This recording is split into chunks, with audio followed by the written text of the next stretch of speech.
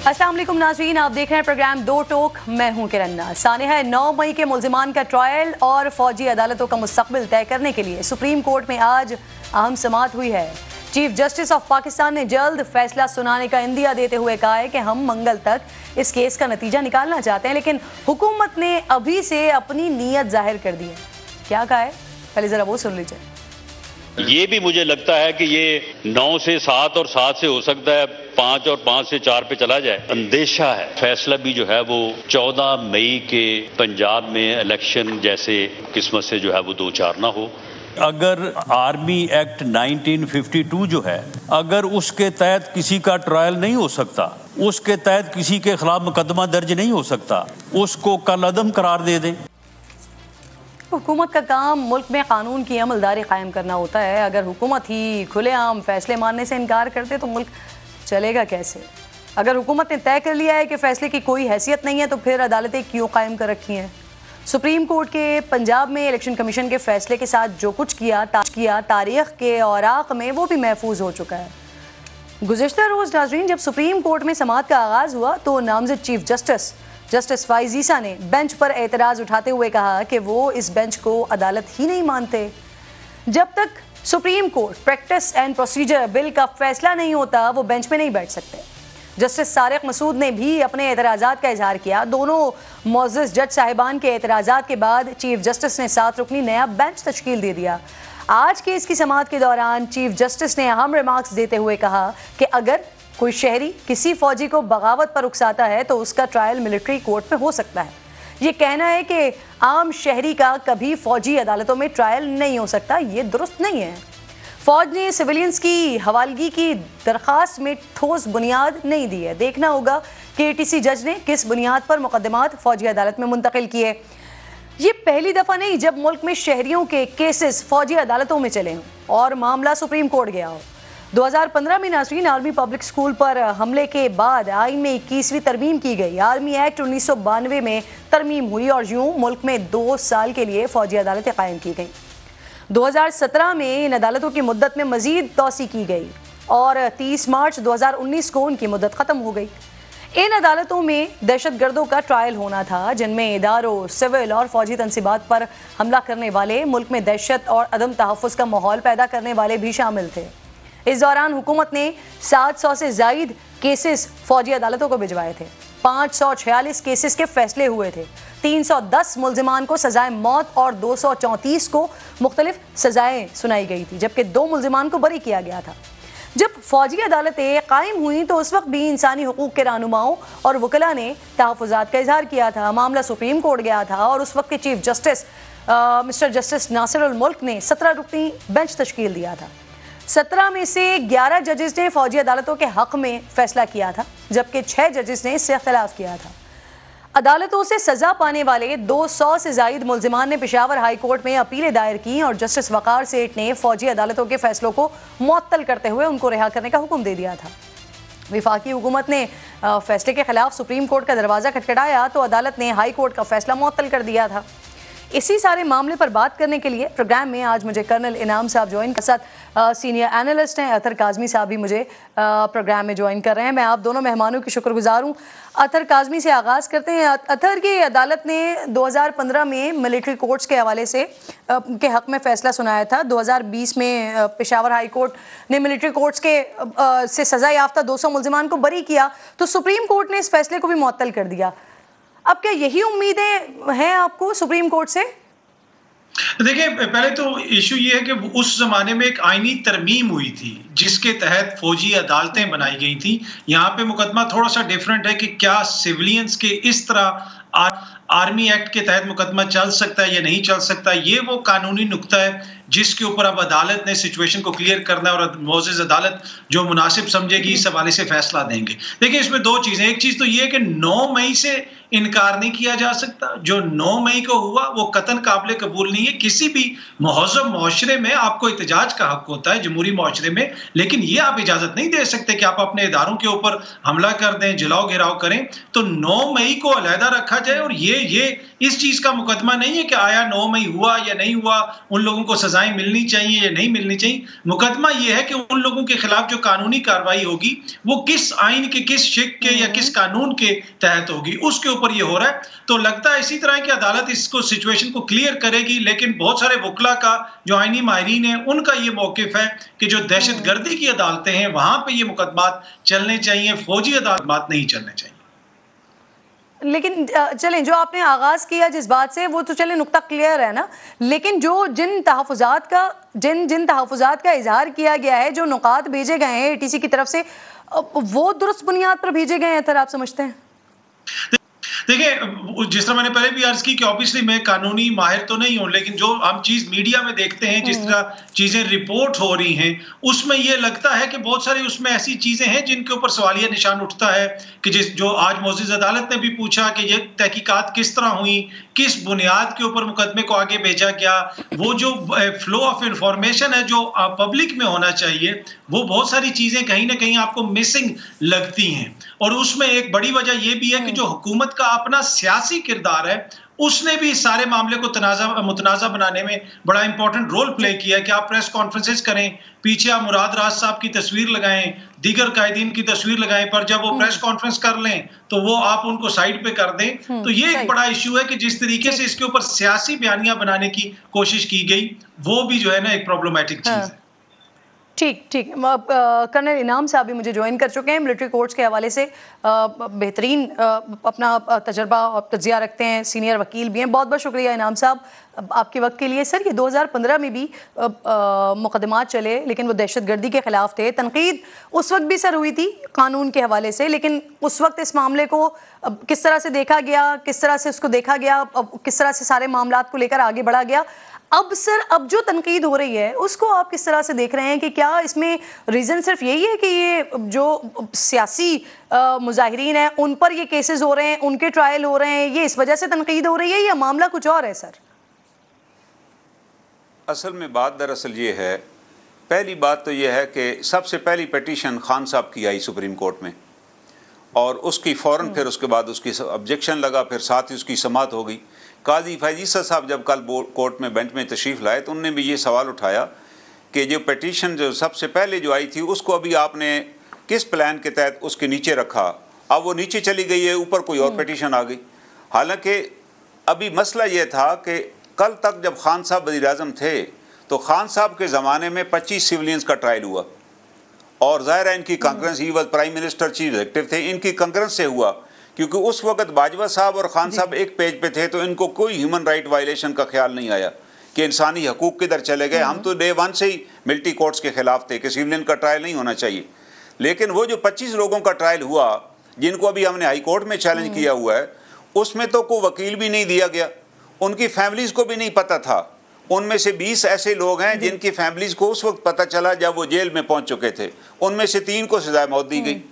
अब बंदा इनसे पूछे कि आप चीफ एग्जीक्यूटिव थे, आज आप हकीकी आज़ादी के नारे लगा रहे हैं और आइन की बालादस्ती की बात कर रहे हैं। Where was the constitution at that time, जब आपके अपने ज़माने में, I am myself victim, मैं भी इन्हीं के ज़माने में मुझे घर से अबडक्ट किया गया और मुझे 21D के तहत ट्रायल करने की कोशिश की गई, which was declared illegal by the high court, और लेटर ऑन सुप्रीम कोर्ट ने भी इलीगल डिक्लेयर किया। लेकिन खान साहब तो चीफ एग्जीक्यूटिव थे, उस वक्त इसको सपोर्ट कर रहे थे और पूरी उन्होंने खुद ऐलान किया। आज जब खान साहब ने देखा है कि मेरे सुनने वालों के लिए भी, सर, ये जो 25 लोगों की आपने आगाज में बात की, इमरान खान साहब ने उसकी मंजूरी दी नहीं दी, लेकिन क्योंकि आप इसके माहिर हैं, आप बहुत ज़बरदस्त से अपना तजर्बा रखते हैं, सर, ये उस वक्त आईनी तौर पर दुरुस्त हुआ था? क्योंकि अगर उस वक्त आईनी तौर पर दुरुस्त हुआ था तो फिर अब भी कोई बात नहीं होनी चाहिए। मैं कह रहा हूं कि खान साहब तो खलाकन तौर पे चैलेंज ही नहीं करना चाहिए था ना, ये तो डुअल स्टैंडर्ड उनका हो गया। हमने उस वक्त भी चैलेंज किया, हम अभी भी चैलेंज करेंगे, लेकिन हमने उस वक्त इसलिए चैलेंज किया कि वो जो 25 लोगों का जो ट्रायल हुआ खान साहब के ज़माने में, उनमें से 22 को तो काउंसिल ही नहीं दिया गया, और जो फंडामेंटल राइट्स थे वो भी वायलेट किए गए, उनको लिटरली अगवा किया गया। अब जिन लोगों के मिलिट्री कोर्ट्स में ट्रायल चलाए जा रहे हैं, जो गवर्नमेंट चलाना चाहती है, उनके तो बाकायदा नामजद हैं, वो FIR में, फिर एंटी टेररिज्म कोर्ट में ले जाए, एप्लीकेशन दे के उनके केस ट्रांसफ़र कराए गए। ये तो supreme court will decide later on. लेकिन बात दरअसल ये है, जो प्रोसीजर दिया हुआ है ना केस ट्रांसफ़र करने का, किसी हद तक उस प्रोसीजर को फॉलो किया गया है। खान साहब के दौर में तो इस प्रोसीजर को इस सिरे से फॉलो नहीं किया गया। बगैर FIR के इन 25 लोगों को अरेस्ट किया गया और बगैर किसी ट्रांसफर के किसी मजिस्ट्रेट के पास पेश किए बगैर 2-2 साल और इनको रखा गया और उसके बाद इनको सजाएं सुना दी गई। ये सर थोड़ा सा कंफ्यूजन को सर मेरी क्लियर कीजिएगा। ये जो ट्रायल हुए हैं ये 2018 से 19 के दरमियान हुए हैं 25 लोगों के ट्रायल, क्योंकि 2019 के बाद तो ये मिलिट्री कोर्ट्स खत्म हो गए थे ना सर, तो ये फिर ये फर्दर ऑन वो ट्रायल खत्म नहीं ना वो जो मिलिट्री कोर्ट्स बनी थी, स्पेसिफिक मिलिट्री कोर्ट, जिसके अंदर ये था कि दहशतगर्दी के ट्रायल भी उसके अंदर होंगे और वो लोग जो प्रोक्लेम्ड ऑर्गेनाइजेशंस हैं ममनुआ, उनके भी अगर मेंबर हैं और दहशतगर्दी में मुलव्वस हैं, उनके लिए कोर्ट्स बनी थी 2 साल के लिए। उसके अंदर सनसेट क्लास थी कि 2 साल बाद ख़त्म हो जाएंगी, 2 साल बाद फिर एक्सटेंड हुई वो और 4 साल वो कोर्ट्स रही। 4 साल बाद वो कोर्ट्स ख़त्म हो गई, लेकिन उसके बावजूद इनके दौरे हुकूमत में लोगों का गैर कानूनी तौर पे ट्रायल किया गया और कोर्ट ने इनसे पूछा हाई कोर्ट में कि किसने ये केस ट्रांसफ़र किया था मिलिट्री कोर्ट को, अंडर किस लॉ के तहत। They had no answer at all, they had no reply. यानी इन्होंने अपनी कह लीजिए कि गुंडागर्दी कह लें कि बंदा उठाया, अगवा किया गया लिटरली बगैर, और पाकिस्तान की कोई भी एजेंसी बगैर FIR के किसी को गिरफ्तार ही नहीं कर सकती। वो बगैर FIR के गिरफ्तार किए गए और फिर उसके जी सर एक चीज़ और क्लियर कर दीजिएगा कि जब भी कोई सिविलियन का केस मिलिट्री कोर्ट की तरफ जाता है तो उसके लिए सर प्रोसीजर क्या होता है? क्या वफाकी हुकूमत से इजाज़त लेनी पड़ती है या ATC की तरफ से भेजा जाता है? ना उसके लिए ये होता है कि गवर्नमेंट जो है फेडरेशन की तरफ से कोई उनका रेप जो है वो FIR दर्ज कराता है और FIR दर्ज कराने के लिए वो सेशन जज के पास एक कम्पिटेंट अफसर एफिडेविट देता है कि ये आदमी इस केस में मुलव्वस है। उसके बाद FIR दर्ज होती है और उसके बाद उसको अरेस्ट किया जाता है और फिर मैटर जो है मैं उस केस की फाइल के सेशन जज के पास या ATA कोर्ट की जज के पास रखा जाता है। वो फिर अदालत फिर उसके ऊपर फेडरल गवर्नमेंट रिक्वेस्ट करती है कि इसका केस मिलिट्री कोर्ट को ट्रांसफ़र किया जाए, फिर वो केस तब जाके ट्रांसफ़र होता है। खान साहब के दौर में किसी ऐसी फॉर्मेलिटी को फॉलो ही नहीं किया गया। जितने लोगों का ट्रायल इनके दौर में हुआ उनमें कोई ऐसी ना FIR दर्ज थी, उनको ममनुआ गैर कानूनी तौर पे अगवा किया गया, इलीगल डिटेंशन में रखा गया, उसके बाद उनका ट्रायल कर दिया गया। आज खान साहब सबसे पहले पिटीशनर हैं उसको चैलेंज करने वाले। गवर्नमेंट से ली होगी खान साहब और बाजवा साहब एक ही। देखें हमारे देखा जाए तो ये जो कोर्ट कॉन्स्टिट्यूट करनी होती है या फेडरल गवर्नमेंट खुद करती है या बाजवा साहब आर्मी चीफ करते हैं। हमें तो इस केस का अभी तक रिकॉर्ड ही नहीं दिखाया गया ना। जाहिर है देर बस वर्बल परमिशन होगी कोई ना कोई, क्योंकि बाजवा साहब और खान साहब एक पेज पे थे ना उस वक्त, उनको कोई प्रॉब्लम नहीं थी। उन्होंने ख्वाहिश जाहिर की और उन्होंने ट्रायल कर दी। लेकिन बीइंग वो इसलिए मैं कह रहा हूँ चीफ एक्टिव के जब ये लापता अफराद का केस इस्लामाबाद हाई कोर्ट में आया तो अतर मिनल्ला साहब ने कहा मैं रिस्पॉन्सिबिलिटी फिक्स करूंगा, हु इज रिस्पॉन्सिबल। तो आफ्टर आर्गूमेंट्स के बाद ये तय हो गया कि prime minister is responsible being a chief executive of the state. उनने फिर प्राइम मिनिस्टर को अपने ऑर्डर्स की कॉपियां भिजवाई कि ये ऑर्डर कैबिनेट में रखा जाए और मैं आई संबंधी प्राइम मिनिस्टर कि प्राइम मिनिस्टर बताएं ये क्यों वायलेशन हो रही है। मैं बिल्कुल समझ गई। मैं थोड़ा सा आगे लेकर चलना चाह रही हूँ कर्नल साहब बात को। अतर जरा काजी फाइज ईसा साहब जो सारा आज अदालत का माहौल बना है मैं इस पर भी जरा बात करना चाह रही हूँ, इस पर कमेंट कीजिएगा। आज काजी फाइज ईसा साहब बेंच से उठ गए, वो कहते हैं अदालत ही नहीं मानते जब तक सुप्रीम कोर्ट का प्रैक्टिस एंड प्रोसीजर बिल उसका फैसला नहीं होता वो बेंच में नहीं बैठ सकते। इस सारी सिचुएशन को किस तरह से देख रहे हैं? देखा जाए उसकी मैं इसलिए मैं देखता हूँ, आप देखें ना ये खास एक कंसेप्ट साहब मैं अतर काज़मी साहब से बात कर रही हूँ। अतर जी कर्नल साहब जरा मौका दीजिएगा, अतर साहब से कमेंट जा रही हूँ। तो ये जो सारा माहौल बना है कल अदालत में क्या कमेंट करेंगे इस पे? जी मसला ये है ना कि देखें इस वक्त तो 13-14 जमहूरी जमातों की हुकूमत में अगर इमरान खान जिम्मेदार थे किसी रॉन्ग डूइंग के, तो अभी कौन जिम्मेदार है? अभी जो ताकतवर हैं हम उनकी तरफ बात करें ना कि वो क्या कर रहे हैं। काजी फाइज ईसा साहब ने वही किया जो हुकूमत का मौक़िफ़ है। हुकूमत कहती है कि हम भी अदालत को नहीं मानते, फैसलों को नहीं मानते। मुल्क की 5 हाई कोर्ट्स, देखें ये सारा बयानिया शुरू हुआ था कि मखसूस बेंच जी 2-3 जज साहिबान हैं। अब आपकी 5 हाई कोर्ट्स ये फैसले दे चुकी हैं जहां पे हुकूमत ने जिस किस्म की गैर कानूनी गिरफ्तारियां की, खुद जो चेयरमैन तहरीके इंसाफ की गिरफ्तारी हाई कोर्ट से की गई, क्या उसकी कोई नज़ीर मिलती है? क्या आज तक जमहूरी दौर में हमने देखा, बल्कि इवन मार्शल्ला के दौर में भी, कि किसी हुकूमती वजीर ने खड़े होकर कहा कि ये सुप्रीम कोर्ट फैसला देगी तो हम नहीं मानेंगे? इसकी एक मिसाल आप बता दें। ये अभी हुकूमती हुकूमती वुज़रा जो है ऑन रिकॉर्ड टीवी पे आके कह रहे हैं, पार्लियामेंट में कह रहे हैं। तो ये हम मुल्क को किस तरफ लेके जा रहे हैं? क्या हमने माजी की गलतियां दोबारा दोहरानी है? अगर माजी में ये गलत चीज होती रही तो इसको हमने आगे लेके चलना है। ये एक बड़ा इंपॉर्टेंट है। जहां तक काजी फायज ईसा साहब का ताल्लुक है, देखिए उनकी अपनी ग्रीवियंस हो सकती है, उनके बहुत सारे ऐसे बेंच थे जिसमें हमने देखा कि उनको होना चाहिए था, वो नहीं थे, उनको इग्नोर किया गया। अदालत के अंदर जज साहिबान के आपस में इख्तलाफात हैं, ये भी बिल्कुल वाज़ेह है। लेकिन ये एक बड़ी इंपॉर्टेंट नौयत का मुकदमा है, बुनियादी हकूक का मुकदमा है। यहां पे इस तरह उठ के जाना, ये तो देखें अटॉर्नी जनरल साहब ने भी ये पोजीशन नहीं ली कि हम इस अदालत को नहीं मानते, क्योंकि एक जो कानून है वो उसको रोक दिया गया, उस पर स्टे दे दिया गया।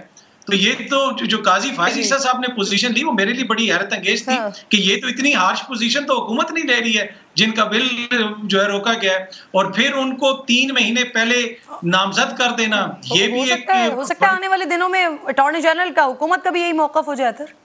तो हुकूमत का मौक़िफ़ हो या ना हो, वो तो वैसे ही नहीं फैसले मानते ना। वो तो आप जमानत करने से पहले आप हाई कोर्ट तक कहती है कि प्रेस कॉन्फ्रेंस करोगे या सिर्फ जमानत देने का तो कोई फायदा नहीं है। तो वो जो कुछ हो रहा है ये बड़ा अनफॉर्चुनेट है। पिछले दौर के अंदर जो कुछ होता रहा, इसी इस्लामाबाद के अंदर सहाफ़ियों के साथ, दीगर लोगों के साथ, खान साहब के दौर में वो भी हमने देखा। तो ये हमने सीखना है, आगे का सफर तय करना है, कोई मेच्योरिटी का मुजाहरा करना है, या इसी तरह एक दूसरे के ऊपर इल्जामात लगा के इसी तरह चलते रहना है। तो ये एक परेशान कुन चीज है, पर हम उम्मीद करते हैं कि इसमें से कोई बेहतरी निकलेगी। सही। असल में करण साहब ये केस चल रहा है जी। सर सवाल भी ले लीजिए। जी सवाल भी ले लीजिए सर। केस अभी चल रहा है अदालत में, लेकिन हुकूमत की तरफ से जिस तरह के रिमार्क सामने आ रहे हैं या जिस तरह का एक मोमेंटम क्रिएट किया जा रहा है, वो ये कह रहे हैं मिलिट्री कोर्ट्स में शहरियों के ट्रायल के खिलाफ आया तो इसका नतीजा जो है ना वो उसी तरह से होगा जो अदालत उज़्मा का 14 मई का जो फैसला था उसके तरह का होगा। तो सर यानी हुकूमत बरमला कह रही है कि वो नहीं मानेंगे, तो सर इससे फिर मामला मजीद संगीन नहीं हो जाएगा? असरात क्या होंगे इसके?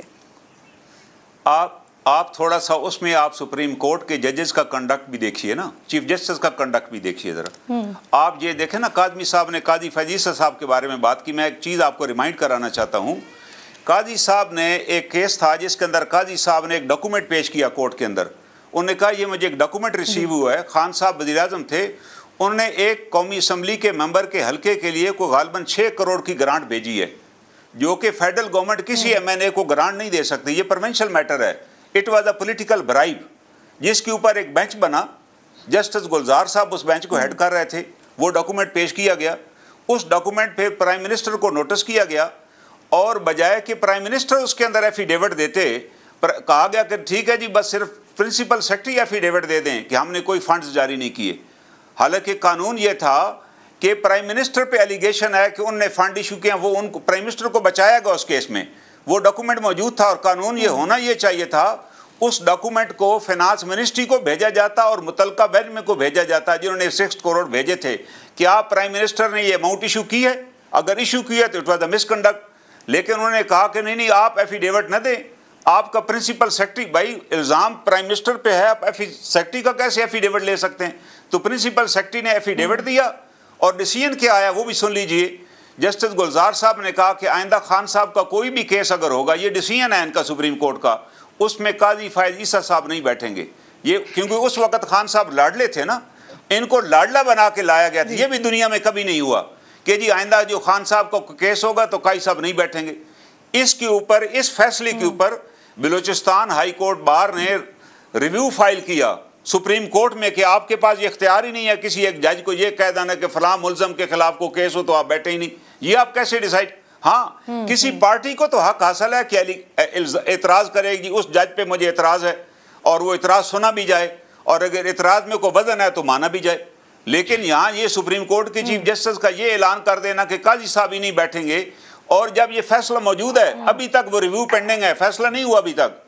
अब रिव्यू अगर पेंडिंग है तो मैं उमर अता बंदयाल साहब से हम दरख्वास्त करेंगे, फिर आपने काजी साहब को इस बेंच पे किस लिए डाला? वो तो सुनी, इसमें पिटीशन खान साहब की लगी हुई है, आप बिठा काजी साहब को रहे हैं, जबकि आप ऑलरेडी एक बेंच का फैसला मौजूद है। असल में यहाँ सारे फैसले जो हैं। लेकिन सर आपका पॉइंट आ गया, आपका पॉइंट आ गया। अतर मुझे जी बिल्कुल, मैं आपकी तरफ आ रही हूँ, बस मुख्तसर कहिएगा क्योंकि मुझे ब्रेक की तरफ जाना है। सर अब आपको लग क्या रहा है?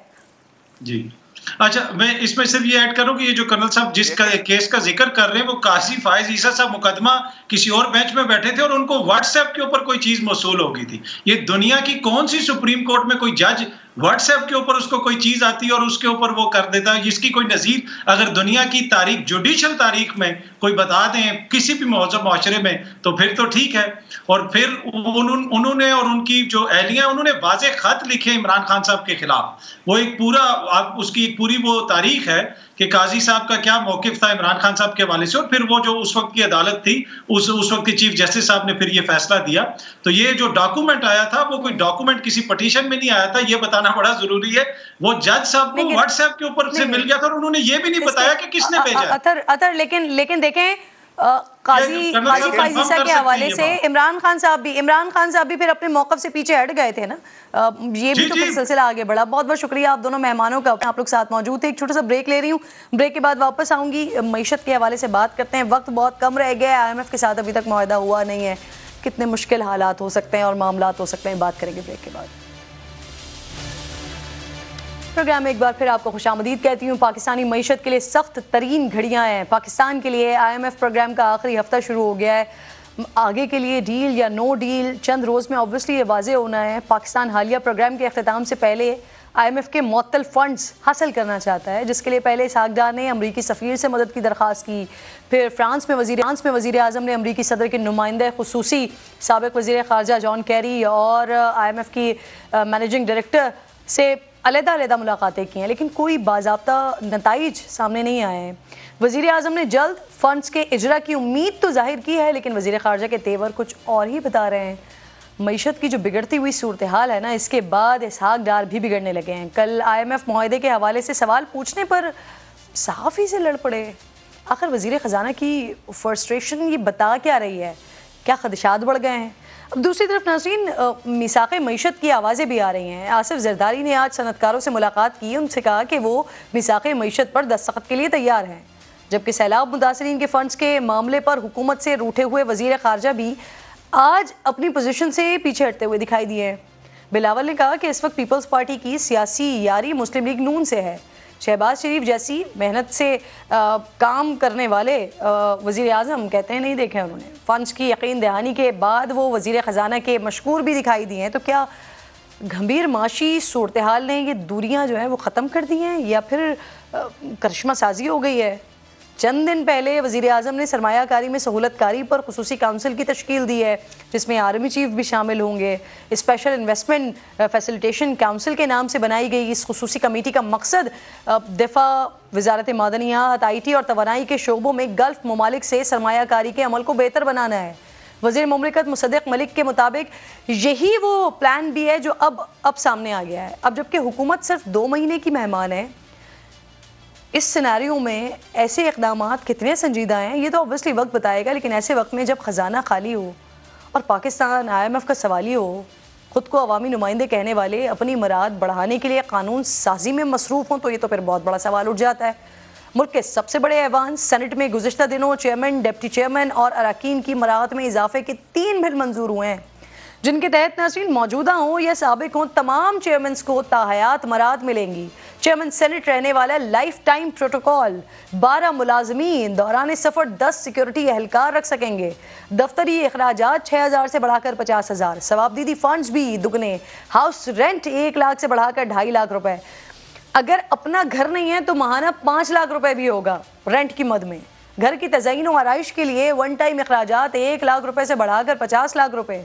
अहले खाना भी सरकारी गाड़ियाँ इस्तेमाल करने के अहल होंगे, बैरून मुल्क सफ़र भी कर सकेंगे। अब दिलचस्प बात यह कि इन मराद की मंजूरी में सिर्फ हुकूमती जमातें ही नहीं हैं, तहरीक इंसाफ भी पेश थी।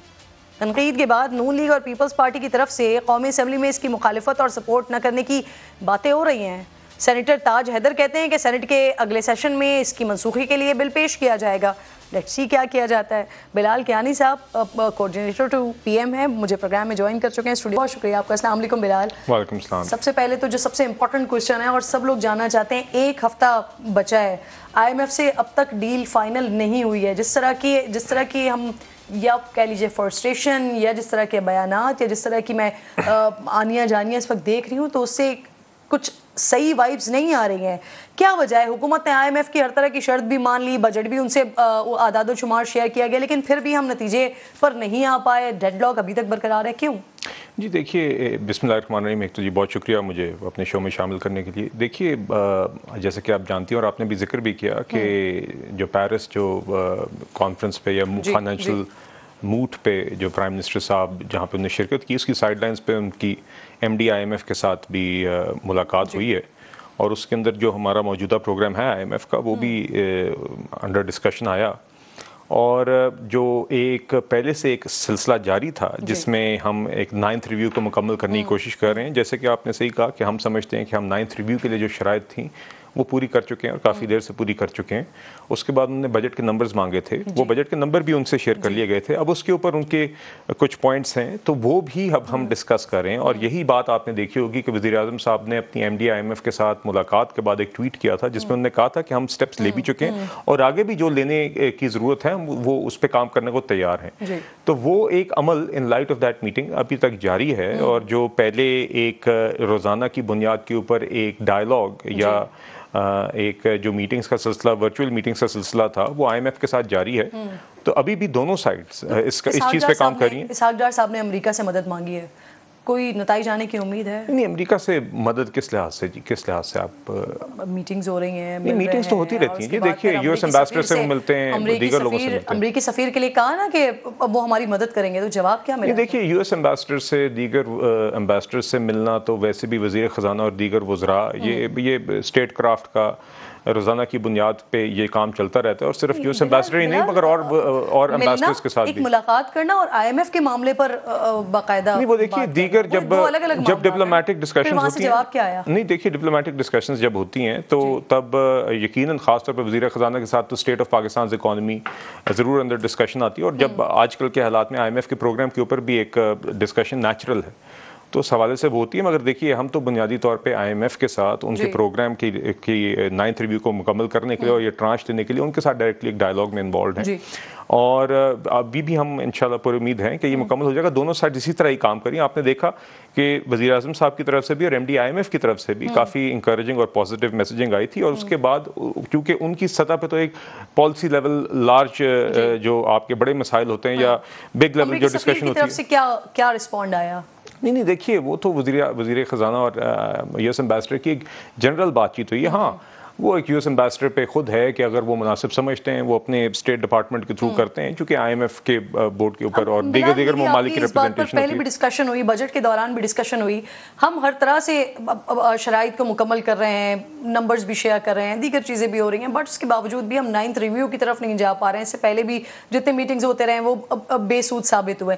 क्या अभी डेडलॉक की क्या रीज़न है? जो पिछले दिनों इसहाक डार साहब ने एक स्टेटमेंट दिया था ये जियो पॉलिटिक्स के हवाले से, ये उसका असर है या कोई और रीजन है? देखिए, मेरे ख्याल से कुछ उनके मेरी जो अंडरस्टैंडिंग है, कुछ शायद जो बजट के नंबर शेयर किए हैं उसके ऊपर उनके कुछ सवालात हैं। तो ये एक नॉर्मल कोर्स होता है। पहले तो हमारी ये राय थी और हमारा ये भी कंसिडर्ड ओपिनियन है कि 9th रिव्यू के पैसेज के लिए बजट नंबर्स की कंडीशनैलिटी होनी नहीं चाहिए, क्योंकि 9th रिव्यू की अपनी शराइत थी जो मुकम्मल हो गई थी। मगर देखिए, अब हम नहीं देखिए, जो भी अब हम तो जैसे कि वज़ीर आज़म साहब ने कहा कि हम समझते हैं कि ये डिस्कशन नहीं रिक्वायर्ड, मगर अगर 9th रिव्यू करने के लिए इसके ऊपर भी डिस्कशन करने की जरूरत पड़ती है तो हम नंबर शेयर करके वो डिस्कशन भी करने को तैयार हैं। तो वो डिस्कशन अभी जारी है। जब नंबर एक दफ़ा शेयर हो जाएं तो उसके ऊपर रेवेन्यूज, एक्सपेंडिचर्स की ऊपर के किस तरह आप टैक्स टारगेट्स अचीव करेंगे, एक्सपेंडिचर करेंगे, उसके ऊपर दीगर क्वेरीज करना, ये एक रूटीन का हिस्सा होता है IMF की डिस्कशंस में। अच्छा, ये जो कुछ खबरें ऐसी भी आई कि IMF जो है ना वो